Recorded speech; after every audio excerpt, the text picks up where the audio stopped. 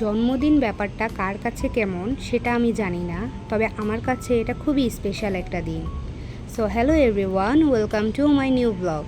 আজকের ব্লগটা থাকছে আমার হাজব্যান্ডের বার্থডে উপলক্ষে। সো খুব বেশি একটা আয়োজন করিনি, একেবারেই ছোটোখাটো একদম সিম্পল একটা আয়োজন ছিল। প্রথমেই আমি চলে গিয়েছিলাম কেক শপে। তাই আমি চলে গিয়েছিলাম 12 তারিখ রাতেই কেক কেনার জন্য, যেহেতু আমি একেবারে 12টাই সেলিব্রেট করব ভেবেছিলাম। তো যেই ভাবা সেই কাজ, একেবারেই সিম্পলভাবে সব কিছু করেছি। কয়েকটা ডেকোরেশনের জিনিস আর বেলুন নিয়ে এসেছিলাম, দ্যাটস ইট। আর আমি আসলে বেলুন একেবারেই ফুলাতে পারি না, এত কিছু করলাম। ভেবেছিলাম যে তাকে সারপ্রাইজ দিব, যেহেতু সে ওই টাইমে বাসায় ছিল না। আসলে আমি কিছুই করতে পারিনি, সে এসেই সব কিছু করেছে। তো তার জন্য থ্যাঙ্কস, কারণ সে এসে দেখে আমার মন খারাপ, আমি যেহেতু ডেকোরেশনটা কমপ্লিট করতে পারিনি। আমি বাংলাদেশে থাকাকালীনও কোনো দিনই ডেকোরেশন করিনি, সব কিছু আমার ফ্রেন্ড সার্কেলরা করতো। সো আমার এই ব্যাপারে কোনো আইডিয়াও নেই, আর আমি এগুলো একটু কমই পারি। আমি অলওয়েজই বার্থডে সেলিব্রেট করতে পছন্দ করি। আমার কাছে মনে হয় বার্থডে, অ্যানিভার্সারি এগুলো আসলে আমাদের লাইফের খুব স্পেশাল একটা ডে। তো যত ব্যস্ততায় থাকুক, যত স্ট্রাগলিংয়ের টাইম থাকুক না কেন, আমি মনে করি এই দিনগুলা বাকি দিনগুলোর থেকে একটু হলেও আলাদাভাবে সেলিব্রেট করা উচিত। তো যেই ভাবা সেই কাজ, তাই আমি সেটাই করলাম। আর এইখানে আমি দুটো ক্যান্ডেল এনেছিলাম, 2 এবং 9 লেখা, যেহেতু আমার হাজব্যান্ডের 29 বছর কমপ্লিট হলো। তো এখানে আমার হাজব্যান্ড 92 দিল। তো আমি তখন তাকে বলছিলাম, আমি দোয়া করি তুমি 92 থেকেও বেশি বেশি বেশি হায়াত পাও, আল্লাহ তোমাকে নেক হায়াত দান করুক। তো যাই হোক, তারপরে এখানে আমরা কেক কাটিংয়ে চলে যাই।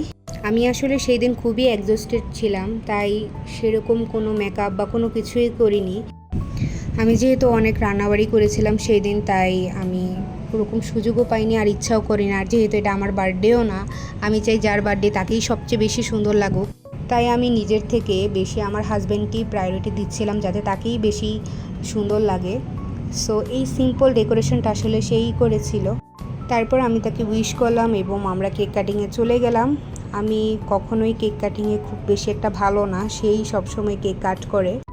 তারপর কেক কাট করে আমরা দুজনকে একটু খাওয়াই দিচ্ছিলাম। আর এই কেকটা আমার অনেক বেশি পছন্দ। এই কেক না, আমার সব ধরনের চকলেট কেকে অনেক বেশি পছন্দ। আর এটা যেহেতু চকো ওভারলোড কেক ছিল, তাই এটা আমার আরও বেশি পছন্দ হয়েছে। তো এখানে আমার হাজব্যান্ড আমাকে বলতেছিল থ্যাংক ইউ, আমি ওর জন্য এত কিছু করেছি, সেই জন্য সে অনেক বেশি কৃতজ্ঞতা প্রকাশ করলো। তো আমার কাছে আসলে মনে হয় বয়স যতই হোক না কেন, দুজনের কিছুটা হলেও কোয়ালিটি টাইম স্পেন্ড করা উচিত, স্পেশাল ডেগুলোকে স্পেশাল করা উচিত। তারপর আমরা দুজন কেক খাচ্ছিলাম এবং সেই সাথে বেশ কিছুক্ষণ গল্প করছিলাম। তো যাই হোক, আমরা গল্প টল্প শেষ করে দুজনই আমরা ডিনার করি। আর ডিনারে কি ছিল সেটাই এখন আমি আপনাদের সাথে শেয়ার করব। তো শুরুতেই ছিল ফিরনি রান্নার সময় আমি খুব ভালো একটা ক্লিপস নিতে পারিনি। তো তারপরে ছিল চিংড়ির মালাইকারি। এটাও যেহেতু আমি সকালে করেছিলাম, তাই দুপুরে আমরা বেশ কিছুটা খেয়ে ফেলেছিলাম। তারপরে আমার মনে হলো আমার ক্লিপস নেওয়া হয়নি। তো তারপরে করেছিলাম কাবাব, আর সেই সাথে করেছিলাম বিরিয়ানি।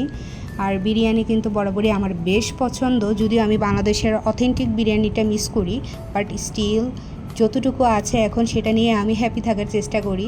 তো এটাই ছিল আজকে আমার হাজব্যান্ডের জন্য রান্না করা খাবার। আর এটা ছিল বার্থডে বয়ের জন্য স্পেশাল একটা প্লেটার আমি তৈরি করেছিলাম।